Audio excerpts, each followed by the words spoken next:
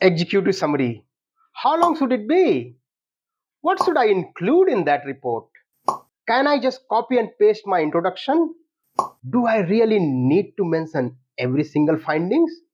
How do I make my HSE report not boring? Friends, if these questions are running through your head while making an HSE report, you are definitely not alone. Almost every HSC professional has faced this so-called executive summary dilemma at some point in his or her career. But what if I tell you a simple and step-by-step formula to create a compelling executive summary, a proven formula that transforms long and boring technical HSC report into a informative documents which grab management attention and drives real action on your safety recommendations. You might be thinking, why should we care that much about executive summary? What's the big deal about that? Well, my friends, here are three solid reasons for it. Number one, grab attention. First impression is a long lasting. A good executive summary will make your HSC report or findings almost impossible to ignore by the managers or by the leadership team. Number two, save times. Busy leaders or managers love efficiency and they need your insight. They can make the decision better and faster if your report is clear and provide the information they need to know. Number three, which is the most important, your reputation. Yes, friend, a sloppy summary reflects poorly on you. Show your professionalism and get the recognition you deserve by making it a good executive summary of your report. Just imagine your boss or a client is saying, wow, this is the best summary I have ever read. You clearly understand the big picture. How do you feel? That's the power of a well crafted executive summary. It's not just a formality, it is your chance to shine, to show your expertise, and influence the decision that keep people safe. Hello everyone, my name is Brijesh Kumar and welcome to my channel HSE Universe. Today we are going to explore some tips, do's and don'ts while writing executive summary to make it HSC report clear and more engaging.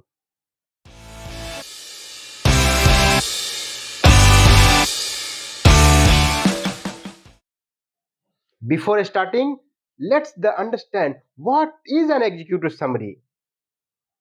Well, think of it like a movie trailer. It highlights the main feature and create a curiosity to see the whole movie. Similarly, executive summary is an overview of the main points of your report. It helps busy readers like project manager or senior management of the company to quickly understand the report's purpose, key findings, and conclusion without reading the whole report. Now, let's find out do's and don'ts to make the executive summary more engaging and effective. Do's number one, be clear and concise. Use simple language and short sentences. Aim to convey the main point without unnecessary details. Try to avoid jargon, acronyms, and technical terms as much as possible. Let's understand by two examples. Here are two examples. Example one, the egress point were obstructed, hindering emergency evacuation. And example number two, the exits were blocked, making it hard for the people to escape quickly in an emergency. Well, both examples are acceptable and technically correct. But the second examples make the sentence more accessible to a wider audience and is easy to understand. Do's number two, focus on key points. Highlight the main objectives, findings, conclusions, and recommendations, and keep it relevant. For example, if a safety audit uncovered a critical machine guarding issues, prioritize that finding in the summary, even if there are too many other minor concerns. Do's number 3, use bullet points. Where possible, use bullet points for clarity and ease of reading.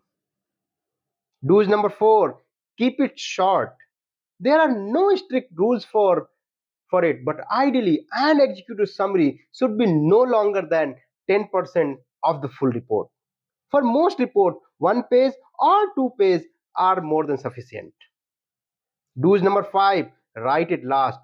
Even though it's at the beginning of the report, write the executive summary after completing the rest of the document. Why? This ensures it accurately reflects the contents of the report. Number 6, write in the active tone. There is no restriction on using passive voices, but writing in the report in an active voice makes writing more engaging. Example, instead of writing, the audit was performed by Brijesh Kumar or Mr. XYZ, write, Mr. XYZ performed the audit. Or instead of writing, the audit was conducted by a team of safety expert, you could write, a team of safety expert conducted the safety audit. Number 7, proofread carefully. Typos and grammatical errors can undermine your credibility. Therefore, checking for spelling mistake is very important. For example, before submitting your executive summary, read it aloud to yourself in order to catch any errors. Or ask your colleague to review the summary before submitting it in order to ensure the report or the summary is error-free and professionally written. Now, let's explore two don'ts.